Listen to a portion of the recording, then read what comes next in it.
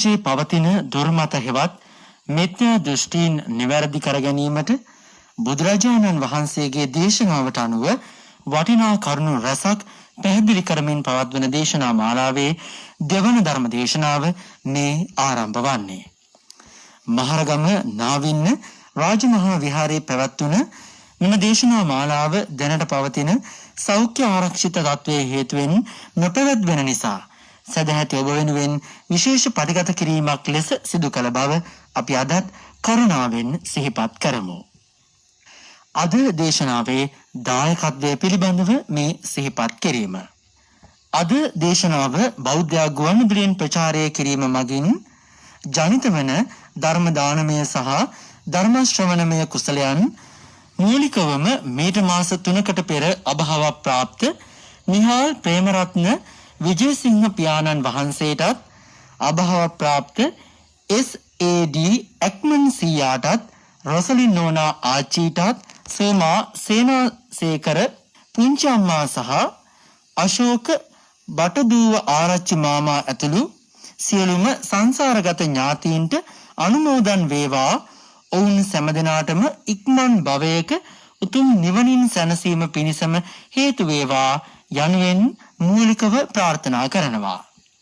එමෙන්ම සුජීවත්ව සිටින ප්‍රේමා විජේසිංහ සහ ප්‍රේමා බටදුවාරච්චි මව්වරුන් දෙපළටත් SAD ජයවර්ධන සහ SAD පියදාස යන මාමාවරුන් දෙදෙනාට නිදුක් නිරෝගී සුවය සහ චිරජීවනයේ ප්‍රාර්ථනා කිරීමටත් උසස් අධ්‍යාපනය හදාරන සතිර ඩිල්ෂාන් බටදුවාරච්චි පුතුණුවන්ට සෙත්පැතීම පිණිසත් ගෞරවනීය දේශකයන්න් වහන්සේට බෞද්ධ මාධ්‍ය ජාලයේ කාර්ය මණ්ඩලයේ සමට නිදුක් නිරෝගී භාවය සහ ධර්මාභෝධය ප්‍රාර්ථනා කිරීමටත් විශේෂයෙන් මේ දිනවල ඉතා දරුණු ලෙස ව්‍යාප්ත වන කොරෝනා වසංගතයෙන් පීඩිත සියලු දනන්හට ඉක්මන් සුවය ලැබේවා ප්‍රාර්ථනා කිරීමත් එමෙන්ම උදව් උපකාර කරන සියලුම රණවිරුවන්ට සහ වෛද්‍ය කාර්ය මණ්ඩලයට නිදුක් නිරෝගී සුවය සඳහා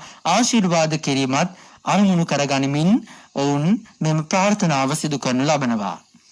මෙම ධර්ම දේශනා මාලාව ඉදිරිපත් කිරීමේ සංකල්පය සහ සංවිධායකත්වය දරනු ලබන්නේ හේමක ඩයස් මහතා සහ රාජී ඩයස් මැතිණියයි. එසේනම් පින්වත් දේශකයන්න් වහන්සේට අපි සාදුනාද පවත්වමින් নমස්කාර පූර්වකව ආරාධනා කරමු අද දේශනාව පවත්වන්න. අවසරයි ස්වාමින් වහන්සේ. සාදු සාදු සාදු. සමන්ත චක්කවාලේසු අත්‍රා ගච්ඡන්තු දේවතා සද්ධම්මං මුනි රාජස්ස සුනන්තු සග්ග මොක්ඛදං ධම්මස්සවන කාලෝ අයං බදන්තා ධම්මස්සවන කාලෝ අයං බදන්තා ධම්මස්සවන කාලෝ අයං බදන්තා නමෝ තස්ස භගවතු අරහතු සබ්බ ධම්මේසු අප්පටිහත ඥානචාරස්ස දස බලධරස්ස චතු වේසාරජ්‍ය විසරදස්ස සබ්බ සත්තුත්තමස්ස ධම්මිස්ස රස්ස ධම්ම රාජස්ස ධම්මස්සාමිස්ස තථාගතස්ස සබ්බඤුනෝ සම්මා සම්බුද්දස්ස නමෝ තස්ස භගවතු අරහතු සබ්බ ධම්මේසු අප්පටිහත ඥානචාරස්ස දස බලධරස්ස චතුවේ සාරජ්‍ය විසරදස්ස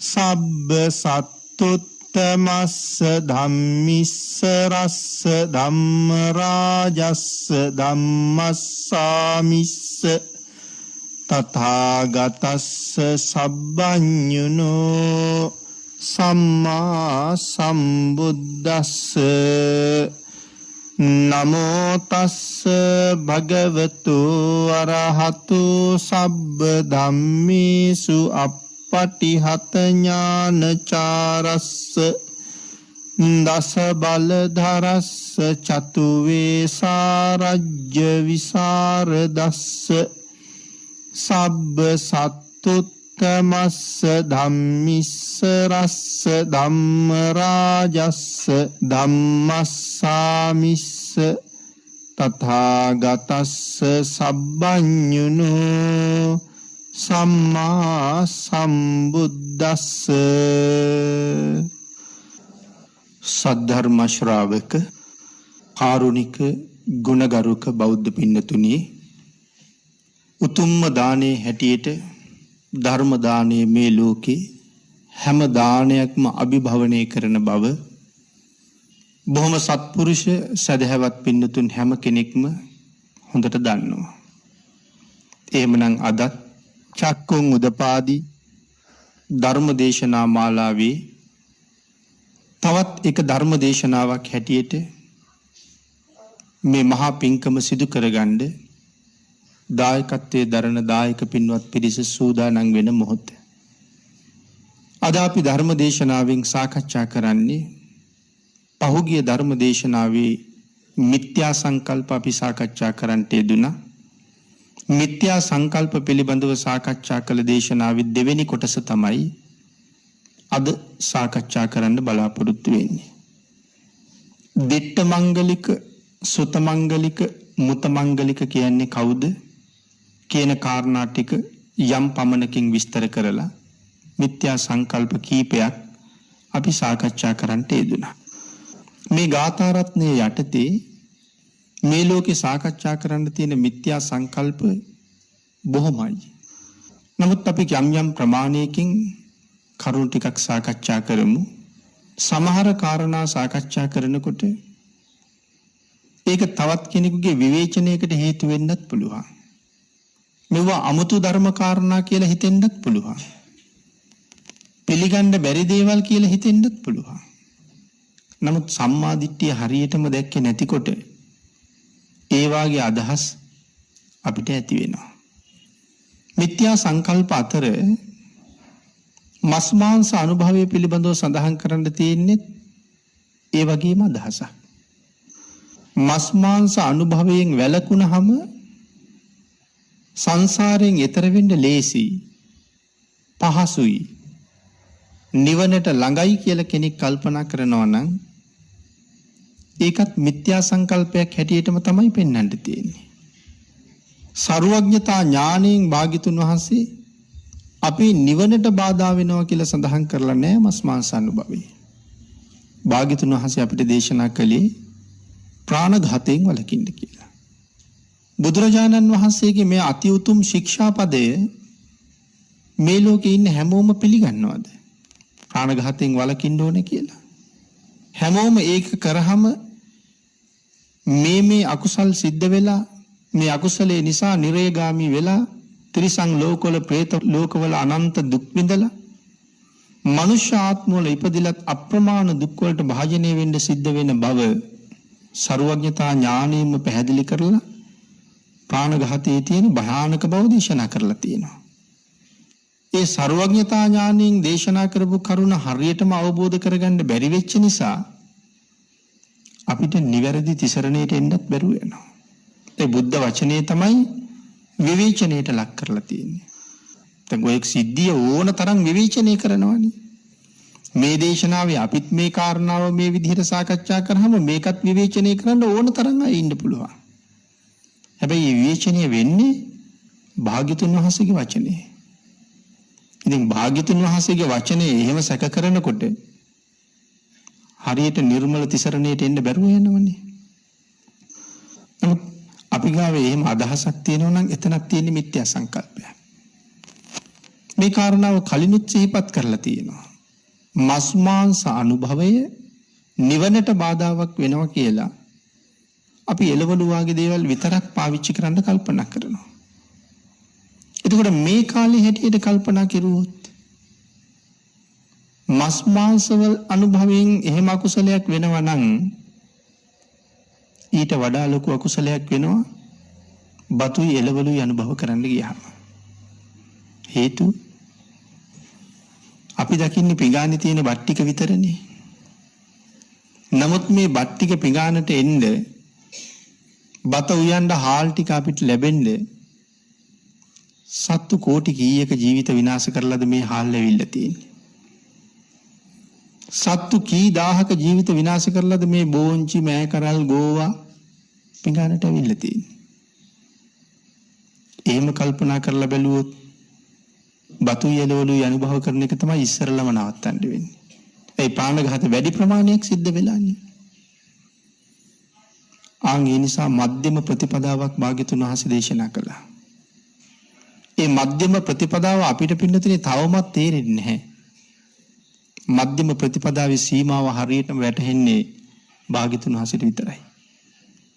අපිට තේරෙන්නේ නැති නිසා භාග්‍යතුන් වහන්සේ දේශනා කරලා තියෙනවා අපිට අවශ්‍ය ප්‍රමාණය. අපිට අකුසල් රැස් වෙන හැටි, විශේෂයෙන් කර්ම රැස් වෙන හැටි. එහෙම කල්පනා කරන්න ගියොත් හුස්ම ගන්න ගියත් කර්ම රැස් වෙනවා.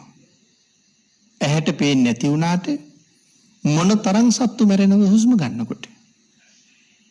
ඇඟ තුල්ලන්න ගියහම, ඇඳුම් හොදන්න ගියහම, ඇඳුම් අඳින්න ගියහම, රෙදි මදින්න ගියහම මොන තරම් සත්තු මැරෙනවද. කුඹුරු කොටන්න ගියහම කුඹුරු කොටන එක පාපයක්. එතකොට ගොයන් කපන එක, කොළපාගන එක, වී කොටන එක මේ සියලුම දේවල් අකුසල් තමයි. නමුත් භාග්‍යතුන් වහන්සේ දේශනා කරලා තියෙනවා අපිට කුඹුරු කොටන්න එපා කියලා. හේන් කොටන්න එපා කියලා. වල් හේනට ගිනි තියන්න එපා කියලා. කොතනවත් දේශනා කළේ නැහැ. ඇයි එහෙම දේශනා නොකළේ? එහෙම දේශනා කළා නම් අපි කොහොමද ජීවත් වෙන්නේ? ඒ හින්දා දේශනා කළා ඇසට පෙනෙන සතෙක් මරන්න එපා කියලා. කුඹුරු කොටන්න ඕනේ. නමුත් කවුරුවත් නියර බඳින්න ගිහිල්ලා බිමට කොටන උදළු තලයක් ගානේ මේ උදළු තලයට අහුවෙන පණුව කකුළුව සේරම කැපෙන්න ඕන කියලා හිතා කොටනවාද අපි? එහෙම අරමුණක් අපි ගාව ඇත්තෙම නැහැ. අපි ළඟ තියෙන්නේ නියර බඳින්න මහ පොළොව කොටන අරමුණ විතරයි. නමුත් සත්තු මැරෙන නිසා කර්මයක් සිද්ධ වෙනවා. ඒක කර්මපතයක් බවට පත් වෙන්නේ නැහැ. කර්මපතයක් බවට පත් වෙන්නේ කාරණා කීපයක් සම්පූර්ණ වෙන්න ඕනේ. කර්මපතයක් බවට පත් වුනහම තමයි ඒකාන්තයෙන් නිරේ උපද්දවල විපාක දෙන කර්මයක් බවට පත් වෙන්නේ. මැරෙන මොහොතේ මතක් වුණොත් නිරේ උපද්දවනවා කියලායි සඳහන් කරන්නේ. එහෙනම් ගෝයන් කපන කොටවත්, කොළ පාගන කොටවත්, වී තම්බන කොටවත් සත්තු තම්බන්න කියලා හිතාගෙන අපි වී තම්බලා නැහැ. ඒ හින්දා ඒ කරුණු එකක්වත් කර්මපත බවට අපිට පත් වෙන්නේ නැහැ. නමුත් මේ ශාසනයේ ඒ මට්ටම් තියෙනවා. ඒ මට්ටමින් ඉහළට යනකොට මේ හේන් කොටන්නේ, කුඹුරු කොටන්නේ, මේ දේවල් ඔක්කොම කරන්නේ ගිහි ජනතාව. ගිහි ජනතාවගේ කාර්ය වෙනයි නිවන හොයාගෙන යන ගමනේ හැටි. හැමෝම යන්නේ එක පාරක. නමුත් අපිට පොළොව කොටන්න ඔබට තහනම් කිරුවේ නැති වුණාට මේ ගිහි පින්නතුන්ට වඩා හුඟක් ඉහළ තත්වයක ඉන්න කෙනෙක් මේ ශාසනයේ උපසම්පදා භික්ෂුව කියලා කියන්නේ. උන්වහන්සේ ගැන කතා කරනකොට භාග්‍යතුන් වහන්සේ ශික්ෂාපදයක්ම පනවනවා තමන්ගේ නියපොත්තෙන්වත් මහ පොළොව හාරන්න බෑ කියලා. එතකොට මේ එකම කාරණාව. උන්වහන්සේට මහ පොළොව හාරන්න බෑ. නමුත් ගිහියයට මහ පොළොව කොටන්න පුළුවන්. ඒකයි මං කිව්වේ මේ සීලේ මට්ටම් දෙකක් තියෙනවා කියලා. අපි තාම මේ කටයුතු ටික කරගෙන හිමින් නිවනට යන අය. උන්වහන්සේට පනවපු ශික්ෂාපදයේ ගිහියයටත් පනවලා තිබුණා නම් ඒගොල්ලන්ට මේක කටයුත්තක්වත් කරන්න වෙන්නේ නැහැ. ඒකයි මම සඳහන් කළේ මේ මධ්‍යම ප්‍රතිපදාව භාග්‍යතුන් වහන්සේට වැටහිච්ච තරම අපි කාටවත් වැටහෙන්නේ නැහැ කියලා. සමහර භික්ෂුන් වහන්සේලා පිරිසක් කන්දක් උඩින් බැහැගෙන එනකොට සිංහෙක් විසින් මරාගෙන කාපු සතෙකුගේ කොටසක් හම්බ වෙනවා. මේ දැන් මරාගෙන කාලා සිංහයා ගිහිල්ලා කොටසක් දාලා. ඒ කොටස ලේ පෙරිපෙරි තියෙනකොට ස්වාමින් වහන්සේලා අරගෙන ගිහිල්ලා කැප දායකයෙකුට දීලා ඒක උයවලා වළඳනවා. මැරිච්ච සතෙකුගේ කෑල්ලක්. හැබැයි පස්සේ අපිට වරදක් වුණාද කියලා සැකයක් හිතෙනවා. එහෙම සැක හිතුන නිසා ගිහිල්ලා බුදුරජාණන් වහන්සේගෙන් ඇහුවා. අහපුවම භාග්‍යතුන් වහන්සේ එහි ඇවතක් නොවිච්ච බව පැහැදිලි කරනවා. ඒක උන්වහන්සේලා වැළඳුවත් එකයි, එතන තිබිලා තව සතෙක් කෑවත් එකයි, කුණු වෙලා ගියත් එකයි. ඒකින් වෙන කාටවත් එහෙම වුණා නම් ප්‍රයෝජනයක් නැහැ. මරුණ සතාගේ මස් ටික ඒක නිකන් තවත් එළවලුවක් වගේ. එළවලු ලෑල්ලට ගිහිල්ලා එළවලු ගන්න එකත් මරලා ඉන්න මාළු ටික අරගෙන එකෙත් ඒ දෙකේම කිසි වෙනසක් නැහැ. නමුත් ඝාතනය කරපු කෙනාට අකුසල් සිද්ධ වෙලා තියෙනවා. අපේ ශාසනයේ ත්‍රිකෝටික පාරිශුද්ධ මාංශයක් ගැන කතා කරනවා. මේ ත්‍රිකෝටික පාරිශුද්ධ මාංශය වෙන එකක්. නමුත් සමහර අය කතා කරන්නේ මරුණ සත්තු අනුභව කරනකොට. එහෙනම් උච්චර කතා කරන්න ඕනේ නෑ භාග්‍යතුන් වහන්සේට. සියලුම මස් තහනම් කියලා භාග්‍යතුන් වහන්සේ දේශනා කළා නම් ඉවරයි. එහෙම දේශනා කරපු තැන් තියෙනවා. මස් මාංශ ගැන නෙමෙයි, වෙනත් කරුණු ගැන. එහෙම කරුණක් දෙහිකුත් අපි සාකච්ඡා කරමු. එහෙනම් භාග්‍යතුන් වහන්සේ ඒ කරුණුත් එහෙම දක්වලා ශාසනයට මස් මාංශ පූජා කරපු තැන් ඕන තරම් පෙන්නලා මේ කරුණ අපිට දක්වලා තියෙන එවන් මිත්‍යා දෘෂ්ටියකින් මිදෙන්න. මස් මාංශ අනුභවයේ කුසල රැස්කරන්න බාධාවක් කියලා අපි කල්පනා කළොත් පිනතින ඒක සීලබ්බත පරාමාස ගණයට යනවා. මස් මාංශ අනුභවයේ කුසල රැස්කරන්න බාධාවක්, නිවනට බාධාවක් වුණොත් ඒක සීලබ්බත පරාමාස ගණයට තමයි අයිති වෙන්නේ. මේ ආර්ය මාර්ගයේ පළවෙනි උතුම් තැනට එන්නත් බාධා කරනවා සීලබ්බත පරාමාසය. සක්කාය දිට්ඨි, විතිකිච්ඡා, සීලබ්බත පරාමාස. මේ තුන ප්‍රහාණය වීම තමයි සෝවාන් ආර්ය මාර්ග ඵලයට හේතු වෙන්නේ. එහෙනම් එවන් උතුම් මාර්ග ඵලයකට පිළිවෙලින් අනුපූර්ව ප්‍රතිපදාවේ පළවෙනි මාර්ග ඵලයටවත් ළඟා වෙන්න බෑ. අර වාගේ මිත්‍යා දෘෂ්ටික අදහසක් තිබුණා. අනිත් එක පින්නතුනේ ඒක ඒ තරම්ම බාධාවක් නම් වෙනම ශාසනීය භාග්‍යතුන් වහන්සේ තහනම් කරන්න ඕනේ නෑනේ. මස් වර්ග 10ක්. මස් වර්ග 10ක් තහනම් කරලා තියෙනවා. අනික් මාංශ පිළිබඳව එහෙම තහනමක් පනවලා නැහැ. උග්ග ආදී සිටුවරු මනාප දානයක් හැටියටත් බුදුරජාණන් වහන්සේට මස් මාංශ පූජා කරලා තියෙනවා. උග්ග සිටුමා අනාගාමි වෙලා ඉන්නේ. අනාගාමි වෙලා ඉඳලා පූජා කරලා තියෙන්නේ. ඒ දේවල් පූජා කරලා ප්‍රාර්ථනා කළෙත් තමන් අනාගාමි වෙලා නිසා ඒ කාන්තේම බඹලව උපදින බව දන්නවා. බඹලව ඉපදිච්ච ගමම්ම රහත් වෙන්නයි ප්‍රාර්ථනා කරන්නේ. මේ මනාප දානේ දීලා ප්‍රාර්ථනා කරන්නේ ස්වාමීනි මම බඹලව උපදිනවා. බඹලව ඉපදුන ගමම්ම රහත් වෙන්න ඕනේ. උග්ග සිටුතුමා බඹලව ඉපදිලා බ්‍රහ්ම රාජයේ කෙටියට ආපහු භාග්‍යතුන් වහන්සේ ළඟට එනවා. බුදුරජාණන් වහන්සේ අහනවා ඔබ ප්‍රාර්ථනා කරපු විදිහටම ලැබුණද කියලා. සාදු සාදු ස්වාමීනි මම බඹලව පහළ වෙලා ඒත් එක්කම රහත් වුණා කියලා සඳහන් කරනවා. ඒ තමන්ගේ ප්‍රාර්ථනාව. එදා ඒ මනාප දාන දෙනකොටත් භාග්‍යතුන් වහන්සේටම මස් මාංශ පූජා කරලායි තියෙන්නේ. ඒ නිසා මේ කාරණාව නිවනට බාධාවක් වෙනවා කියන තැන අපි තියාගන්න නැතුව ඉන්න ඕනේ. සමහර වෙලාවට ඇහෙනවා සමහර අය කතා කරනවා අද මහ පූජාවක් කරන්න යනවා. අහවල් දවසේ මහ පූජාවක් අපි කරනවා. ඒ හින්දා දවස් 7ක් සතියක් දින 3ක් මස් මාංශ වලින් වැළකීලා තමයි එන්න ඕනේ කියලා. පූජාවට එන්න කියනවා මස් මාංශ වලින් වැළකීලා. මහත්ඵල කරගන්න. මං හිතන්නේ ඊට වඩා හරි වටිනවා දින 7ක් හොඳට පන්සිල් ආරක්ෂා කරලා එන්න කිව්වනම්. ඒ ගැන මොකවත් කතා කරන්නේ. පූජාව කරන අතරෙත් බොරු කියනවා. භාග්‍යතුන් වහන්සේ අකමැතිම දේවල් කර කර අපි පූජාව කරනවා. නමුත් භාග්‍යතුන් වහන්සේ පනවලා නැති කරුණක් එකතු කරගෙන පූජාව මහත්ඵල වෙයි කියලා කල්පනා කරනවා. මේ දේවල් පින්නතුනි මිත්‍යා සංකල්ප ගණයටම තමයි වැටෙන්නේ. දැන් මම සඳහන් කළානේ භාග්‍යතුන් වහන්සේ කෙලින්ම ප්‍රතික්ෂේප කරපු දේවල් තියෙනවා කියලා. මස් මාංශ නම් මාංශ වර්ග 10ක් තහනම් කළා අනික ඒවා ගැන මුකුත් දේශනා කළේ නැහැ. නමුත් කෙලින්ම ප්‍රතික්ෂේප කරපු දේවල් මොනවද? ඒ ඔය ගීත වාගේ දේවල් වෙනම ශික්ෂාපදයක් පනවලා ප්‍රතික්ෂේප කරලා තියෙනවා. කාටත් අහන්න නැතුව ඉන්නව නම් හොඳයි.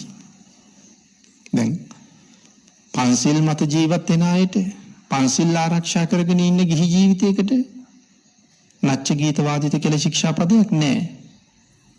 නමුත් පන්සිල් රකින්න අයට වඩා වේගෙන් නිවන ගාවට යන්න සූදානම් වෙලානේ අටසිල් ගත්තේ. විශේෂ සීලයක් ඇටියෙට. එතන භාග්‍යතුන් වහන්සේ මේක තහනම් කළානේ. සම්පූර්ණයෙන් තහනම්. සුවඳ වර්ගත් තහනම්. ගීත අහන එකත් තහනම්. ආලේපන විලේපනත් තහනම්. නැතුව කොතනවත් දේශනා කරලා නැහැ. අහවල් සුවඳ පාවිච්චි කරන්න එපා. සඳුන් සුවඳ වාගේ තියෙන එකක් නම් පාවිච්චි කළාට කමක් නැහැ. නෙළුම් මල් සුවඳ වාගේ තියෙන ඒවා පාවිච්චි කළාට කමක් නැහැ. වෙන සුවඳ එපා කියලා එහෙම මොකවත් දේශනා කරලා තියෙනවද? නෑ, සුවඳ නම් සියලුම සුවඳ වර්ග තහනම්. නමුත් මස් මාංශ ගැන එහෙම සඳහන් කරලා නැහැ. එහෙමනම් පන්සිල් වලින් ඉහළ සීලයකට ගියාට පස්සේ ගීත නම් සියලුම ගීත තහනම්. එතන මේ භක්ති ගීත විතරක් ඇහුවට කමක් නැහැ. සාදු ගීත විතරක් ඇහුවට කමක් නැහැ. එහෙම එකක් නැහැ. බණ අහන නිසා කවි බණ විතරක් ඇහුවට කමක් නැහැ. බණ නම් කවියෙන් කියන නිසා විතරක් ඇහුවට කමක් නැහැ. එහෙම දේශනා කරලා නෑ. ගීත නම් කවි නම් සියල්ලම වාග්යතුන් වහන්සේ තහනම් කරලා තියෙන්නේ. ඒකයි මං කිව්වේ සමහර දේවල් නිවනට බාධා නිසා සියල්ලම තහනම් කළා. නමුත් මස් මාංශ ගාවට ගියාම වාග්යතුන් වහන්සේ එහෙම කරලා නැහැ. මේ දේවල් ස්වාමින් වහන්සේලා ඕන තරම් දේශනා කරලා තියෙනවා. සමහර අය උන්වහන්සේලාට ඒ සම්බන්ධයෙන් දක්වලා තියෙන අදහසුත් දැකලා තියෙනවා. ඒක ස්වාමීන් වහන්සේ නමක් ඔය මස් මාංශ පිළිබඳව අපූර්ව පැහැදිලි කිරීමක් කරලා තිබුණා. නමුත් සමහර අය යටින් අදහස් දක්වලා තියෙනවා ඔබ වහන්සේට වළඳන්න ඕන නම් වළඳන්න, මේ අනික් මිනිස්සු අමාරුවේ දාන්න එපා කියලා. ඒ මේක හරියට තේරුම් ගන්න බැරි වෙච්ච නිසා. ඉතින් මේ දේශනාව අහලත් සමහර කෙනෙකුට එහෙම කියන්න බැරිකමක් නැහැ. නමුත් මිත්‍යා සංකල්ප මත පෝෂණය වෙන නිවනේ තවත් හුඟක් ඈත් කරගත්ත අය එහෙම කතා කළාට භාග්‍යතුන් වහන්සේගේ ධර්මයේ හංගලා තියලා දේශනා කරන්න බෑ. පිළිගන්න කෙනෙකුට පිළිගන්න, නොපිළිගන්න කෙනෙකුට නොපිළිගන්න, නිවනට යන කෙනෙකුට නිවනට යන්න ඒ කාරණාව පැහැදිලි කරන්න ඕනේ. අපේ බුද්ධ වංශ අට කතාවේ සඳහන් වෙනවා අපේ බුදුරජාණන් වහන්සේගේ උස කොච්චරද කියලා. බුද්ධ වංශ අට කතාවේ අන්තිම හරියේ සඳහන් කරලා තියෙනවා භාග්‍යතුන් වහන්සේලා විශාල ප්‍රමාණයකගේ උස ප්‍රමාණය. ඒ විදිහට දක්වගෙන ඇවිල්ලා අපේ භාග්‍යතුන් වහන්සේගේ උස ප්‍රමාණය දක්වලා තියෙන්නේ 18 රියනයි. ඉතින් ඔය කාරණාව දේශනාවක සඳහන් කරලා තිබිලා ඒක බොහොම ශ්‍රද්ධාවන්තයි වගේ ඉන්න අය. නමුත් ඒ සඳහන් කරන්නේ ඒ ස්වාමීන් වහන්සේ සඳහන් කරන සමහර කරුණු පිළිගන්න බෑ කියලා. ඉතින් ඒ අයට පිළිගන්න බෑ කියලා අපි කොහොමද අපේ පිටකයට විරුද්ධ වෙන්නේ? පිළිගන්න කෙනෙක් පිළිගත්තා වේ. නොපිළිගන්න කෙනෙකුට අපිට ඒකට වෙන කරන්න දෙයක් නෑනේ. නමුත් ඒගොල්ලෝ වෙනුවෙන් භාග්‍යතුන් වහන්සේ දේශනා කරපු නිර්මල පිටකයේ තියෙන දේවල් හංගන්න බෑ. ඒක තවත් බොහෝ දෙනෙකුට අයහපතක් වෙනවා. එහෙනම් මේ ගීත වාගේ දේවල් භාග්‍යතුන් වහන්සේ සම්පූර්ණයෙන් ප්‍රතික්ෂේප කරලා තියෙනවා පන්සිල් වලින් ඉහළ ඉන්න අයට. ඒ පිළිබඳව සඳහන් කරාම ඉතින් තවත් කරුණක් සඳහන් කරන්න වෙනවා. ඒකත් මතභේදාත්මක වෙන්න පුළුවන්. අපේ සමාජයේ තියෙන දැන් කිරි අම්මාවරු දාණය. පින්නතනේ ඒකත් එකතු වෙන්නේ මිත්‍යා සංකල්ප ගණේටමයි. පත්තිනි මෑණියන් පදනම් කරගෙන කරන පූජාවක්. පත්තිනි කියලා දෙවි කෙනෙක් ඉන්නේ Hindu ආගමේ. එහෙම දෙවි කෙනෙක් බුද්ධ ආගමේ නැහැ. එතකොට Hindu දෙවියෙක් අරමුණු කරගෙන අපි කරන පූජාවක්. ඉතින් එතකොට භාග්‍යතුන් වහන්සේගේ නිත්‍ය වූ සම්මාදිට්ඨික ශාසනයෙන් කොච්චර ප්‍රතිඵල හොයන්න පුළුවන්ද? කිරි අම්මා කියලා කියන්නේ කිරි දෙන අම්මට. එතකොට මේ දානේ සමහරලාට ඉන්න ඔක්කොම අම්මලා කිරි දෙන අම්මලා නෙමෙයි. ඊළඟ කාරණාව තමයි සමහර වෙලාවට ඒ කවුරුවත් හරියටම පන්සිල් මත පෝෂණය වෙච්ච අයත් නෙමෙයි. වෙච්ච බාරයක් තමයි ඔප්පු කරන්නේ. කාටද බාර? බාර වෙන්නේ දෙවියන්ට. එතකොට බාර වෙලා තියෙන්නේ මිත්‍යා දෘෂ්ටික දෙවියෙකුට. ඒ බාරය තමයි මේ ඔප්පු කරන්නේ. ඒ බාරය ඔප්පු කරන්නේ දානයක් දීලා. ඒ දානය දෙන්නේ සමහර ලාවට පන්සිල්වත් නැති කෙනෙකුට. ඊට වඩා බුද්ධ පූජාවක් කරලා පින් අනුමෝදන් කළා නම් ඒකේ සීමාව හොයන්න බැරුව යනවා. ආන් ඒ වගේ සංකල්ප මතට යාවේ නැතුව මෙහෙම සංකල්පයක් තුලින් මෙහෙම රැකවරණයක් හම්බෙයි කියලා කල්පනා කරනවා නම් ඒ සියල්ලටම වඩා රැකවරණයක් තියෙන්නේ තෙරුවන් ගාව. එතකොට තිසරණේ අමතක කරලානේ අපි රැකවරණයක් හොයලා තියෙන්නේ. ඒ නිසා මේ කාරණාවත් මිත්‍යා සංකල්ප ගණේටම තමයි එකතු වෙන්නේ. එතකොට මෙතන අපි තව සාකච්ඡා කළොත් දැන් වස් කාලේ ඊට පස්සේ තියෙන්නේ කටින පින්කම කරන කාලේ. බෞද්ධයන්ගේ මහා ලොකු පින්කමක් මේක. ඇත්තටම කටින පින්කම කියලා කියන්නේ ශාසනයේ තියෙන මහා ගාම්භීර පින්කමක්. ඒක ඇයි ඒ තරම්ම ගාම්භීර වෙන්නේ? නැත්තම් තවත් පින්කම් තියෙනවනේ. ඒවා පැත්තක තියලා මේ කටිනේ මේ තරම් ගාම්භීර වුණේ. මේ බුද්ධ ශාසනයේ තියෙනවා නම් බුදු පියාණන් වහන්සේත් එකතු වෙලා කරන පින්කමක්. භාග්‍යතුන් වහන්සේත් එකතු වෙලා කරන එකම පින්කම තමයි කටින පින්කම කියලා කියන්නේ. ඒ භාග්‍යතුන් වහන්සේත් එකතු වුණාම කියලා කියන්නේ මේ මහන සිවුර එදාම මහලා එදා දවසේ පඳු ගහලා එදා දවසේ ඇතුළත විනය කර්මය කරලා ඒ සිවුර පවරන්න ඕනේ. එතකොට මේ සිවුර පවරන්න කටයුතු කරනකොට සිවුර මහන්න වෙලා යනවා. තව මේක මහලා පඳු පොවන්නත් ඕනේ. පඳු පොවල විනය කර්මය කරන්නත් ඕනේ.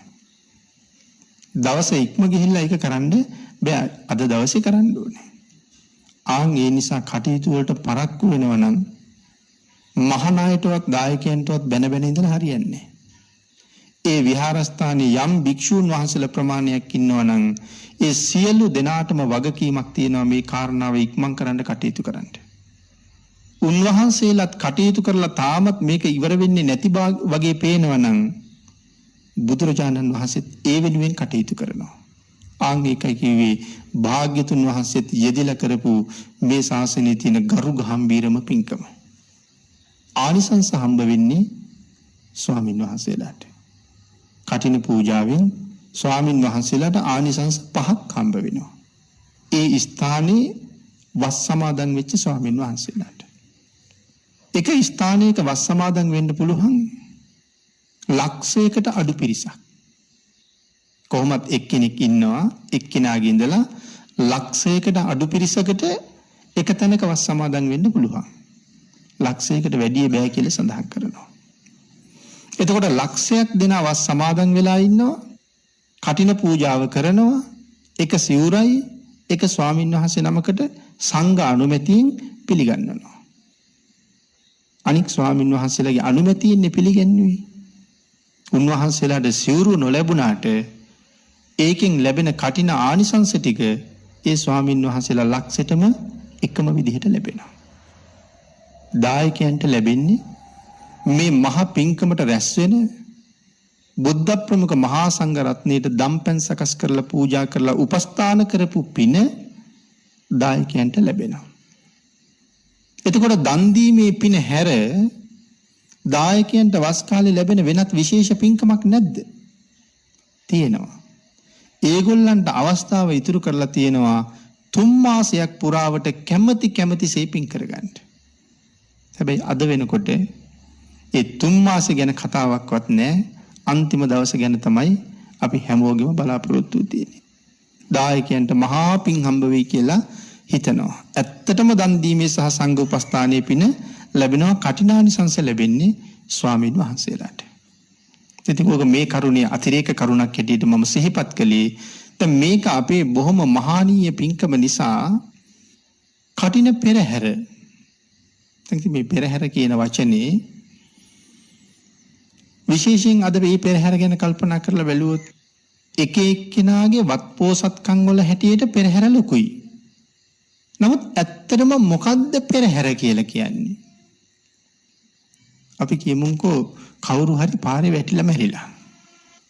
ගමටම ආරංචි වෙනවා. ගමේම මිනිස්සු යනවා පාරේ මැරිලා ඉන්න මිනිහා බලන්න. දැන් එතකොට අපි තව තැනක ගිහිල්ලා කියනවා අහවලා පාරේ මැරිලා හිටියා. හරියට මිනිස්සු ගියේ පෙරහැරක් යනවා වගේ. එතකොට දැන් ඔය අපි පෙරහැරේ දකින්න දේවල් මොකවත් තිබ්බද? පිරිසක් එකතු වෙලා තැනක යනවා නම් ඒකට කියන්නේ පෙරහැරක් කියලා.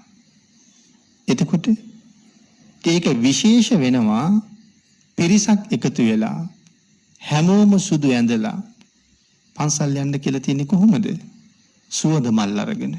හැමෝම එකතු වෙලා හැමෝම සුදු ඇඳලා සංවරව සුවඳ මල් අරගෙන පහන් අරගෙන පන්දන් අරගෙන විදුලි පහන් තියෙනවා නම් අද කාලේ නම් විදුලි පහන් අරගෙන පුන් කලස් අරගෙන ලස්සනට පෙරහැරක් පාරි ගියා නම් ඒක කොයි තරම් ලස්සනද?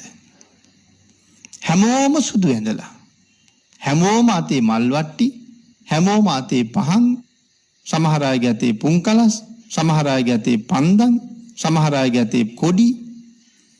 මේ පෙරහැරේ කිසි සද්දයක් නැහැ, සාදුකාර විතරයි තියෙන්නේ. ගම මැද්දෙන් යනකොට ගමම නිමෙනවා. එහෙම නෙමෙයිද? හැමෝම බලනවා. දකින්න හැමෝටම සතුටුයි. මහා කලබල ගොඩක් ඒකේ තිබුණාම සිල් තියන අයගේ සිල් බිඳෙනවා. දැකලා ඉන්න අයගේ මනස ව්‍යාකූල වෙනවා. මනස වික්ෂිප්ත වෙනවා. විවිධ නැටුම් විවිධ නාද මේ වගේ දේවල් කල්පනා කරාම මේ වගේ දේවල් වලට භාග්‍යතුන් වහන්සේ අනුමැතිය දෙයිද? කාගේවත් හිත සංසුන් වෙනවද දැන් ඒක දැක්කම? අපි කියමු පෙරහැරක පිරිසක් නටනවා. තරුණ ගෑනු ළමයි පිරිසක් නටනවා. දැන් කටින පෙරහැරි අපි එහෙමත් තිබ්බ කියමු. දැන් මෙතෙන්ට ගමේ තරුණ අය මේ ඔක්කොම එකතු වෙනවා.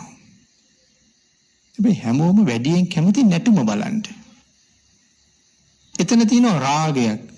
ඒ අංගපසංග නලවන හොලවන හැටි දිහා බලාගෙන රාගය උත්පාද කරගෙන හිත නිමෙනව නෙමේ, හිත අවුල් වෙනවා. හිත වික්ෂිප්ත වෙනවා. එතකොට ශාසනයේ හිත අවුල් කරගෙන රාගය උද්දීපනය කරගෙන කටයුතු කරන තැනක් ශාසනයේ නෑ. හැම කටයුත්තකම මිනිස්සුන්ගේ හිත නිමෙන සංසුන් වෙන තැම්පත් වෙන තැනක් තියෙනවා.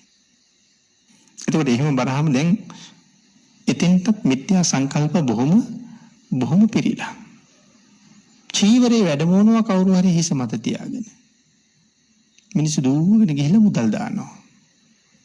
දැන් එතකොට ඒකෙන් අපිට පින් සිද්ධ වෙයිද? කටින චීවරයේ උඩට මුදල් දැම්මා කියලා පින් සිද්ධ වෙනවද? කටින චීවරයට මුදල් වැඩක් නැහැනේ. එතකොට මේ මුදල් කාටද? සිවුරටද? පෙරහැරේ යන අයටද? මහා සංඝයාටද? කාටද මේ මුදල්? නිශ්චිත බවක් නැහැ. ඔහේ අතේ තිබ්බ මුදල් ටික දාලා විතරයි තියෙන්නේ. එහෙම දාන කෙනෙක් ඉන්නවනම්, දෙන්න කෙනෙක් ඉන්නවනම් ඒක වෙනම එකතු කරලා අපි මේ වෙනුවෙන් හම්බ වෙච්ච මේ මුදල් ටික අපේ විහාරස්ථානයේ අහවල් වැඩේට යොදමු. එහෙම කරලා පින් සිද්ධ වෙනවා මිසක් අර සිවුර උඩ ගෙනහිල්ලා දැම්මා කියලා පින් සිද්ධ වෙන්නේ නැහැ. ඉතින් මේ වාගේ මිත්‍යා සංකල්පත් අපි ගාව හරියට තියෙනවා.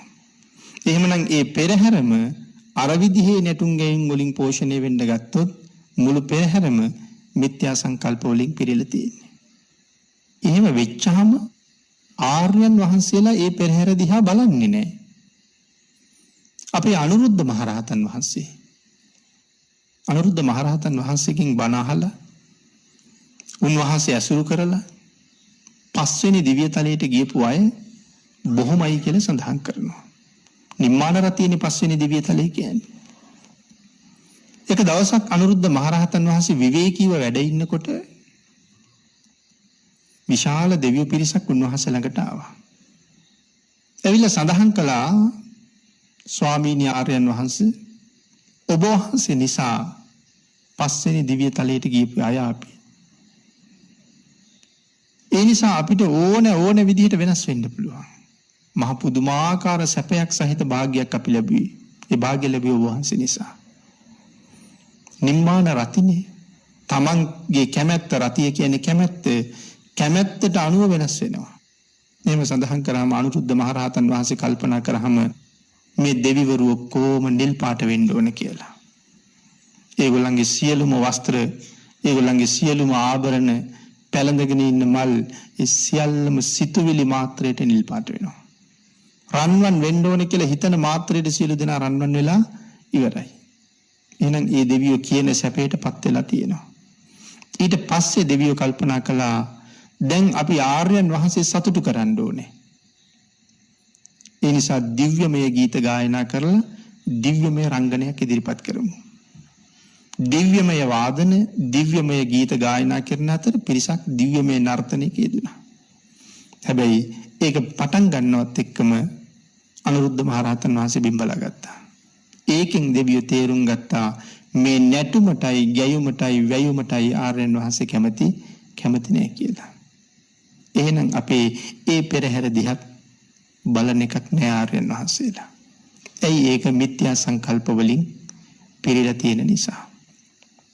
සමාජයේ මේ කරුණු සමහරලාට මුලින් සඳහන් කළා වගේ ආందోලනාත්මක වෙන්නත් පුළුවන්. නමුත් ධර්ම කාරණාවකින් කවදා හරි අපි නිවැරදි වෙන්න ඕනේ. ඊට වඩා පෙරහැර අර විදිහට එකතු වුණා නම් හරි ලස්සනයි. විශාඛා මහ උපාසිකාව සෝවාන් වෙන්නේ 7 අවුරුදු වයසේ. භාග්‍යතුන් වහන්සේ ඉස්සරලාම රජගහනුවරට වඩිනවා. මෙණ්ඩක සිටුතුමා තමන්ගේ මිනිවිරියට උපදෙස් දෙන්නේ තමන්ගේ යෙහෙලියෝ ටිකත් අඬ ගහගෙන භාග්‍යතුන් වහන්සේ මුණ ගැහෙන්නේ. ඒගොල්ලෝ භාග්‍යතුන් වහන්සේ මුණ ගැහෙන්න ආවේ 500ක යෙහෙලියෝ පෙරහැරක්. ඒ පෙරහැරේ තිබුණේ හැමෝගේ මතේ හරි ලස්සන පුන්කලස්. ඒකට පුන්කලස් අරගෙන පෙරහැරක් තමයි භාග්‍යතුන් වහන්සේ දකින්න ඇවිල්ලා තියෙන්නේ. එහෙමනම් සුවඳ මල් අරගත්ත, පහන් අරගත්ත, පුන්කලස් අරගත්ත ලස්සන පෙරහැරක් භාග්‍යතුන් වහන්සේ දකින්න ගියා නම් ආර්යයන් වහන්සේලා අපිට කොච්චර අනුග්‍රහ දක්වයිද? උන්වහන්සේලාගේ කරුණාව අපිට කොයිතරම් ලැබෙයිද? හැබැයි මිත්‍යා දෘෂ්ටියෙන් ඈත් වෙන්න තමයි උන්වහන්සේලාගේ කරුණාව අපිට මේ විදිහට ලැබෙන්නේ.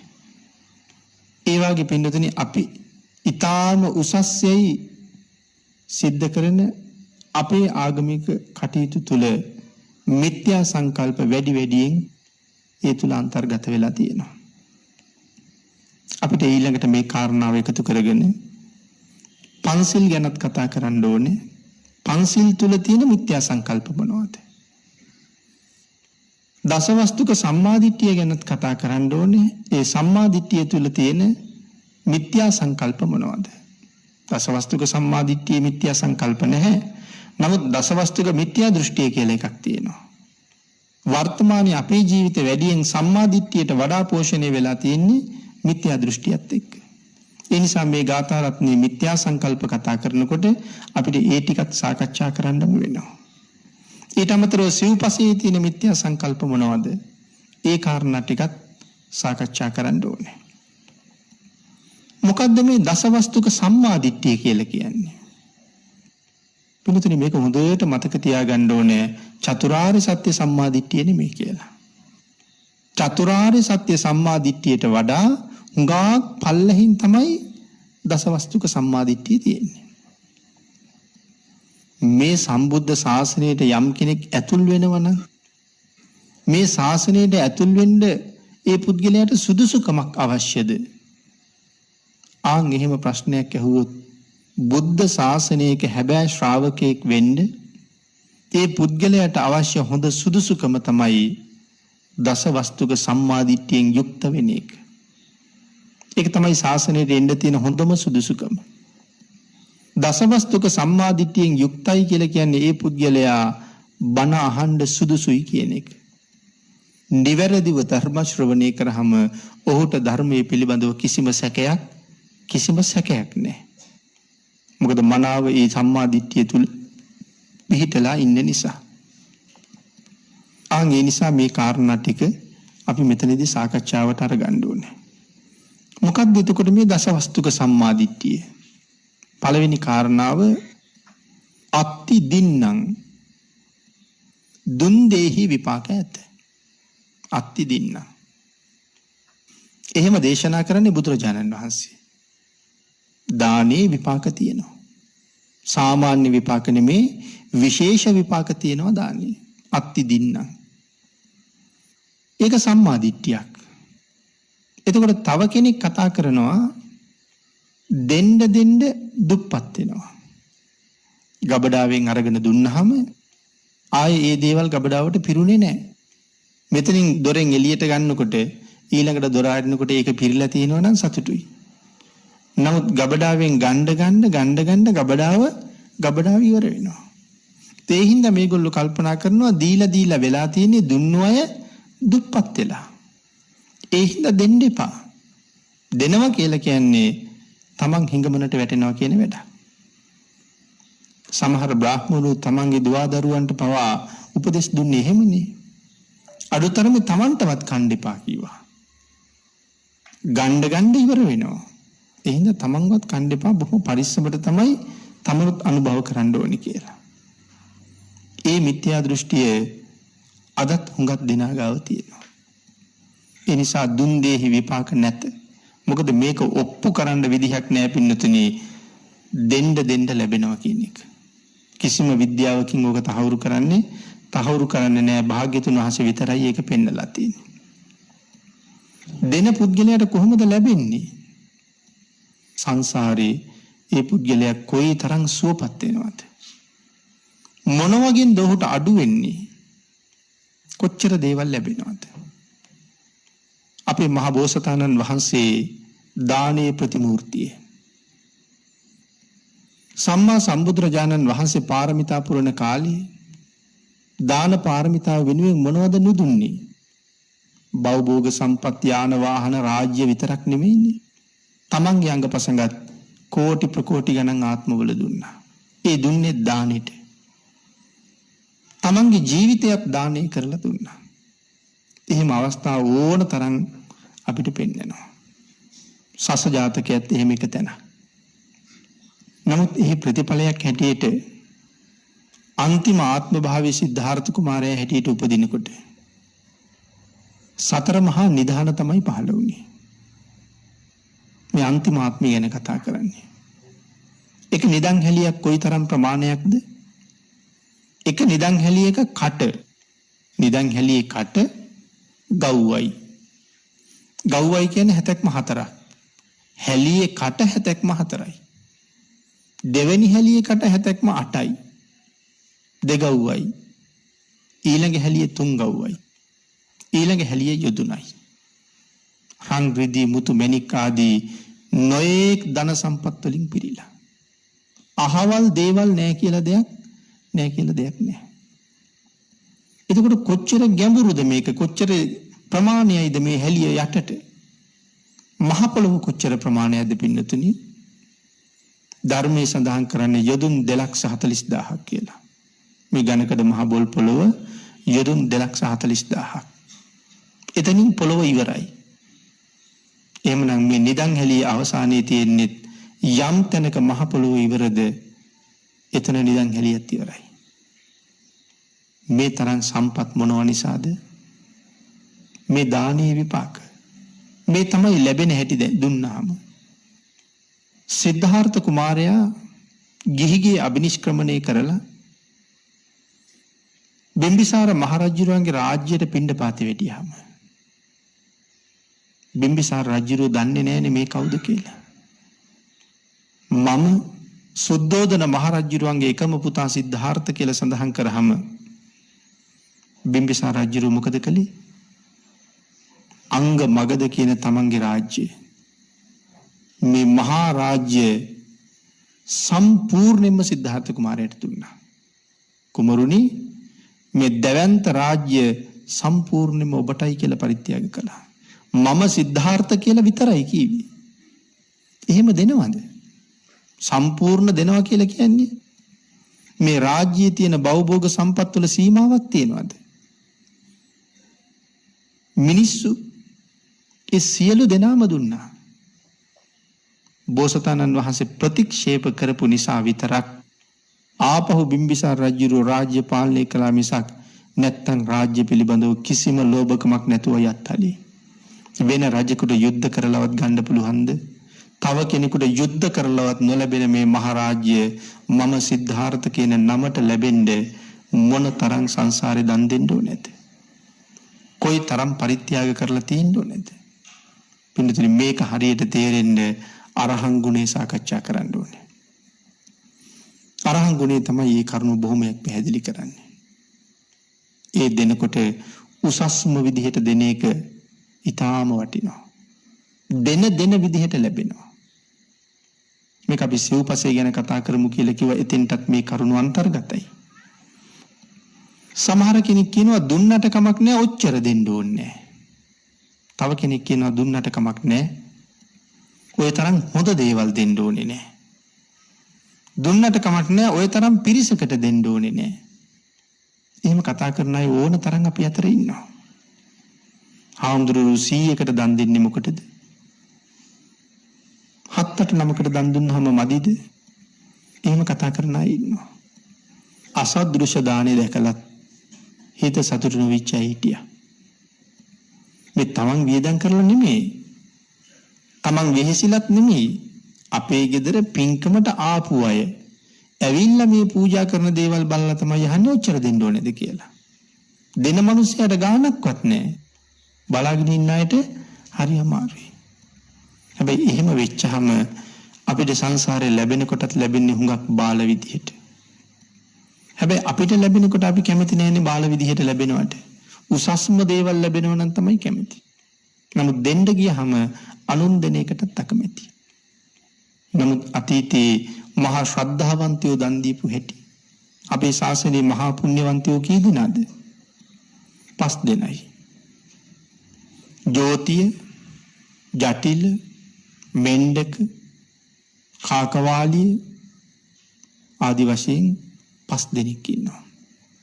මහා පුණ්‍යවන්තයෝ. ඒ කියන්නේ තමන්ගේ ධනස්කන්ධයේ සීමාව තමන්වත් දන්නේ නැහැ. ඒක හිතලා හොයලා ඉවර කරන්නත් බෑ. ඒ හින්දා හොයන්නේ හිතන්නේත් නෑ. සීමාව සීමාන්තිකයි. හැබැයි මේ 5 දෙනා අතරත් මතක තියාගන්න ඕනේ මේ 5 දෙනා අතරට අනාථපිණ්ඩික සිටුතුමත් නෑ. මේ 5 දෙනා අතර විශාඛා දේවියත් නෑ. විශාඛා දේවියගේ සීයා ඉන්නවා. මෙණ්ඩක සිටුතුමා. විශාඛා දේවියගේ අම්මා තාත්තත් මේ 5 දෙනා අතර නෑ. එතකොට චූලානාථ පිණ්ඩික සිටුතුමා එතුමත් නෑ. යමක මහා ප්‍රාතිහාර්ය දක්වපු වෙලාවේ භාග්‍යතුන් වහන්සේ ප්‍රාතිහාර්ය ඉවර කළා දෙව්ලොව වැඩම කළා. කෝටි ගාණක් රැස් වෙච්ච මිනිස්සු ආපහු භාග්‍යතුන් වහන්සේ වඩිනකම් බලාගෙන ඉන්නවා. 3 මාසයක්ම මිනිස්සු ගණ්ඩබ්බ රුක්ක මූලේ ඉන්නවා. 3 මාසයක් කෝටි ගාණක් මිනිස්සුන්ට 3 වේලම කන්න දෙනවා. 3 මාසයක් කෝටි ගාණක 3 වේලකට කන්න දෙන්නේ මොන ධනයක් තියෙන්න ඕනේද? මේ කතා කරන්නේ මහානාථ පිණ්ඩික සිටුතුමා ගැන නෙමෙයි, චූලානාථ පිණ්ඩික සිටුතුමා ගැන. මේගොල්ලෝ මහා පුණ්‍යවන්තයෝ නෙමෙයි. එහෙමනම් මහා පුණ්‍යවන්තයෝ කොහොම වෙන්නේ ඇද්ද? මේ 5 දෙනා අතරත් පරතරයක් තියෙනවා. ජටිල සිටුතුමා මහා පුණ්‍යවන්තයෙක්. කහවණු ලක්ෂයක් වටින වස්ත්‍රයක් දවසක් එළිය දැම්මා. කවුද ගන්නෙ බලන්න. මේ වස්ත්‍රයේ ජෝතිය සිටුතුමා ගත්තා. කහවණු ලක්ෂයක් වටිනවා. කහවණු ලක්ෂයක් කියලා කියන්නේ අපේ සල්ලි වලින් නම් ලක්ෂ 25ක් 30ක්වත් වෙයි. ඒක අරගෙන සිටුතුමා දුන්නේ මාලිගාවේ වැඩ කරන දාසියෙකුගේ අතට. කහවණු ලක්ෂයක් වටින වස්ත්‍රයේ දාසිට දුන්නහම මේ දාසිගේ මූණ නරක් වුණා. ඒ හින්දා සිටුතුමාගෙන් අහනවා අපේ සිටුතුමා මගෙත් එක්ක අමනාප වෙලාද? මගෙන් මොකවත් වරදක් වුණාද කියලා. ඇයි එහෙම අහන්නේ? මේ තරම් බාල වස්ත්‍රයක් මට දුන්නේ ඇයි? වස්ත්‍රයේ වටිනාකම කහවණු ලක්ෂයක්. එයා අහනවා බාල එකක් දුන්නේ ඇයි? ඒකෙන් පේන්නේ ඒ සිටු මාලිගාවේ දාසි පාවිච්චි කළෙත් කහවණු ලක්ෂයකට වඩා වටින වස්ත්‍ර. සිටුතුමා ඇයට මොකද්ද සඳහන් කළේ? ගත දවටන්න දුන්න නෙමෙයි පාපිස්සට දාගන්න දුන්නේ කියලා. නමුත් ජටිල සිටුතුමාගේ වටිනා වස්ත්‍රය ජෝතිය මාලිගාවේ දාසිගේ පාපිස්සටයි යන්නේ. ඒකයි මං කියේ මේ 5 දෙනා අතරත් ලොකු වෙනස්කම් තියෙනවා කියලා. විශාඛා මහ උපාසිකාව භාග්‍යතුන් වහන්සේට හදලා පූජා කළ ආරාමයක්. මොකක්ද ඒ ආරාමේ? පූර්වාරාමේ. ඒකේ කුටි කීයක් තියෙනවද පින්නතුනි? තට්ටු 2යි. යට තට්ටුවේ කාමර 500යි. උඩ තට්ටුවේ කාමර 500යි. පූර්වාරාමේ කුටි 1000ක්. එවන් ගෙයක් පිළිබඳව හිතන්නවත් පුළුවන්ද කියලා හිතන්නකෝ අපිට. කාමර 1000කින් යුක්ත විහාරයක්. සියලුම දේවල් ඉවර කරලා පූජා කරන දවසේ තමන්ගේ යෙහෙලියෝ සියලු දෙනාටම කියන්න ඇතිනේ පින්කම. ඒ භාග්‍යතුන් වහන්සේ දකින්න මුල්ම දවසෙත් යනකොට යෙහෙලියෝ 500ක් එක ගියේ. එක යෙහෙලියක් කහවණු 1000ක් වටින වස්ත්‍රයක් අරගෙන ආවා. පූජා කරන්න. ඔබත් ඔබේ යාළුවන්ගේ නෑදෑයන්ගේ ගෙදර දාන පින්කම් වලට යනකොට සිවුරක් ගෙනියනවා. තුවායක් ගෙනියනවා. පිරිකරකට ගන්න කියලා දෙන්න අපිත් මොන මොනවා හරි ගෙනියනවනේ. ඇයත් ඒ වාගේ කහවණු 1000ක වස්ත්‍රයක් අරගෙන ආවා. ළඟට ගිහිල්ලා යෙහෙලියට කතා කරලා කියනවා මටත් මේක පූජා කරගන්න තැනක් කියන්න කියලා. විශාඛාව වස්ත්‍රය දිහා බැලුවා. නමුත් මොනවා හරි කීවොත් තමන්ගේ යෙහෙලියගේ හිත නරක වෙයි. ඒ හින්දා කිව්වා ගිහිල්ලා බලලා ඔබට කැමති තැන පූජා කරගන්න කියලා. මේ මුළු මාලිගාවේ හැම තැනම ඇවිද්දා පූර්වාරාමේ. කොතනවත් තමන්ගේ වස්ත්‍රය පූජා කරන්න තැනක් නැහැ. ඒකත් අතේ තියාගෙන මුල්ලක හිටගෙන අඬනවා. ඒක දැක්ක අපේ ආනන්ද ස්වාමීන් වහන්සේ. දැකලා ගිහිල්ලා ඇහුවා ඇයි අඬන්නේ? ස්වාමීනි මම අද පින්කමට පූජා කරන්න කියලා කහවණු 1000ක් වටින මේ වස්ත්‍රය අරගෙන ආවා. මට මගේ යෙහෙලිය කිව්වා කැමති තැනක පූජා කරන්න කියලා. ස්වාමීනි මේ කුටියක් ගාව දාලා තියෙන පාපිස්සකුත් කහවණු 1000කට වඩා වටිනවා. ඒ කියන්නේ මම ගෙනාපු අනර්ග වස්ත්‍රය මේ මාලිගාවේ පාපිස්සක් වෙන්නවත් වටින්නේ නැහැ. මම එච්චර දුක්පත්ද කියලා තමයි දැන් මේ දුකට අඬනවා.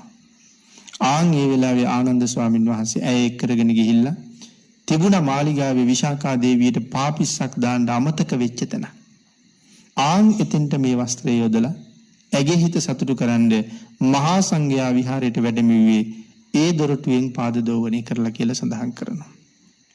එතකොට මේ තරම් මහ පූජාවල් කරන්න පාපිස්සත් කහවණු 1000කට වඩා වටින්නේ මේ තරම් හම්බ වෙන්නේ මොනව නිසාද? මේ පෙර දන් දුන්න නිසා. උතුම් දේවල් උසස් විදිහට වටිනා විදිහට දන් දුන්නාම උපදින භවයේ අපිටත් හම්බ වෙන්නේ ඊටාම වටිනා විදිහට. කැමැති වටිනා දේවල් ලබන්න නම් දන් දෙන්න ඕනේ වටිනා විදිහට. හැබැයි ඒ තමන්ගේ ශක්ති ප්‍රමාණයත් එක්ක. එහෙම නැතුව සාමාන්‍ය කෙනෙකුට කෝටි ගණන් වටින දේවල් දන් දෙන්න කියනව නෙමෙයි. තමන්ගේ ශක්ති ප්‍රමාණයටයි ඒ දේවල් කරන්න ඕනේ. තමන්ට උසස්මදී දන් දුන්නාම අපිට උසස් දේවල් හම්බ වෙනවා. එතකොට අත්ති දින්නම් කියන කාරණාව දුන් දෙහි විපාකයත් දෙන විදිහට අප්‍රමාණ ආනිසංස සහිතයි. එතකොට එහෙනම් දුන් දෙහි විපාක නැත කියලා කෙනෙක් කල්පනා කරනවා නම් ඒක මිත්‍යා සංකල්පයක්. මනාව දුන් දෙහි විපාක ඇත කියලා දන්න කෙනෙකුට තමයි නිවැරදිව මේ ශාසනය දන් දෙන්න පුළුවන්කම තියෙන්නේ. දාන පතීන් හැටියට මේ ශාසනය දන් දෙන්න පුළුවන්කම තියෙන්නේ. දසවස්තුක සම්මාදිට්ඨිය තියෙනවා නම් හරියට බණ අහනවා. හරියට බණ අහපුවම හරියට දන් දෙන හැටි මනාව තේරුම් අරගන්නවා. එහෙමන පිළිතුරනි අපිට ධර්ම දේශනාවට තියෙන කාලේ නිමා වෙලා නිසා මිත්‍යා සංකල්ප පිළිබඳව සාකච්ඡා කෙරෙන දෙවෙනි ධර්ම දේශනාව අපි මෙතනින් නිමා කරමු. පින්නතුනි අද ධර්ම දේශනාවේ දායකත්වයේ දරනු ලබන දායක පින්වත් පිරිස පින් අනුමෝදන් කරන්න බලාපොරොත්තු වෙන සියලු දෙනාටම පින් අනුමෝදන් වේවා. ආශිර්වාද කරන සියලු දෙනාටමත් ධර්මදේශනාවේ දායකත්වයේ දරන දායක පින්වත් පිරිසටත් උතුම් තුනුරුවන්ගේ අනන්ත ආශිර්වාදයෙන් නිදුක් නිරෝගී භාවයේ චිර ජීවනයේ උදා වේවා. චක්කුම් උදපාදි ධර්මදේශනා මාලාවේ ප්‍රධාන සංවිධායක හේමක ඩයස් මහත්මයාටත් එතුමන්ගේ දයාබරණීය ස්වාමි දිනියටත් මෑණියන් ඇතුළු පවුලේ අනිත් සියලු දෙනාටමත් රත්නත්‍රී ආශිර්වාදයෙන් නිදුක් නිරෝගී භාවයේ චිරජීවනයේම උදා වේවා කියලා ප්‍රාර්ථනා කරමු.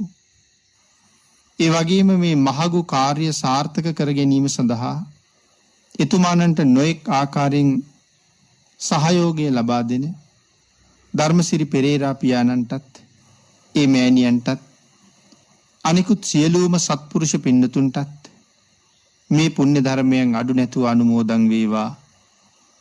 නිදුක් බව නිරෝගී බව චිර ජීවනයේ උදා වේවා. මෙලව ජීවිතයේ සුවපත් කරගෙන පරලොව ජීවිතයේ සුගතිගාමී කරගෙන ප්‍රාර්ථනා කරන බෝධීන් සැප සහිත ප්‍රතිපදාවෙන් ඊටම ඉක්මන් භවයක ඊටාත්ම කෙටි කාලයකින් උතුම් චතුරාර්ය සත්‍ය ධර්මය අවබෝධ කරගන්න මේ සියලු පුණ්‍ය ධර්මයන් හේතු වාසනා වේවා කියලා ප්‍රාර්ථනා කරමු. ආකාසට්ඨා ච බුම්මට්ඨා දේවා නාග මහිද්దికා පුඤ්ඤන්තං අනුමෝදිත්වා චිරං රක්ඛන්තු ලෝක සාසනං දේවෝ වස්සතු කාලේන සස්ය සම්පatti හේතුච පීතෝ භවතු ලෝකෝ ච රාජා භවතු ධම්මිකෝ. සාදු සාදු සාදු.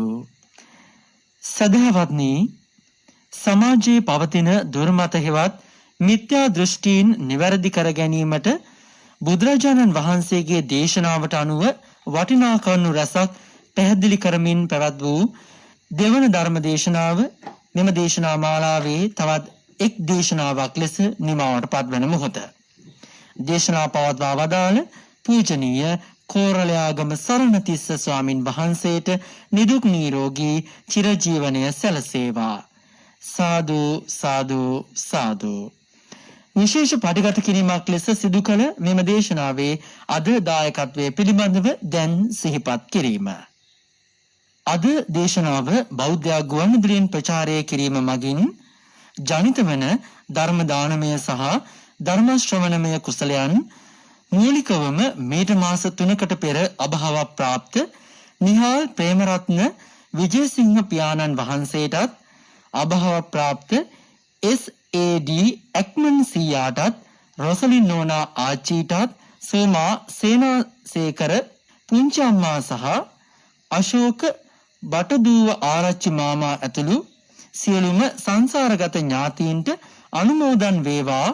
ඔවුන් සෑම දිනාටම ඉක්මන් භවයක උතුම් නිවනින් සැනසීම පිණිසම හේතු වේවා යනුවෙන් මූලිකව ප්‍රාර්ථනා කරනවා.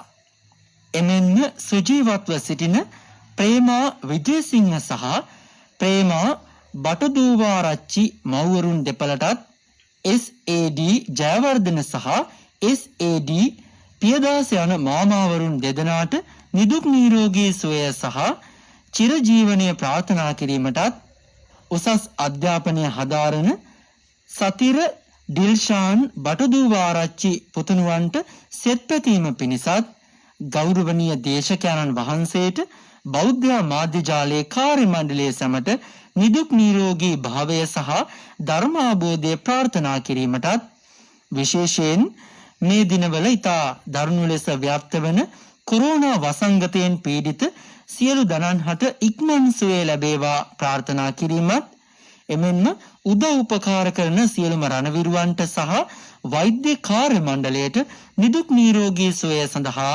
ආශිර්වාද කිරීමත් අරමුණු කරගනිමින් ඔවුන් මෙම ප්‍රාර්ථනාව සිදු කරනු ලබනවා.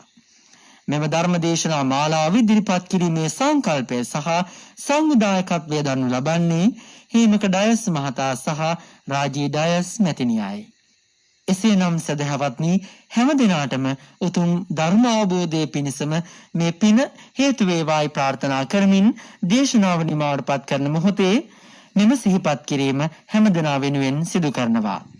ලබන සතියේ එනම් දෙසැම්බර් මාස 15 වන බදාදා සවස 6:30ට මීළඟ චක්කුම් උදපාදී ධර්මදේශනාව ප්‍රචාරය වන බව ඔබ හැම දිනාටම සිහිපත් කරමින් පින්වත් ඔබ හැම දිනාටම උතුම් තෙරුවන් සරණයි.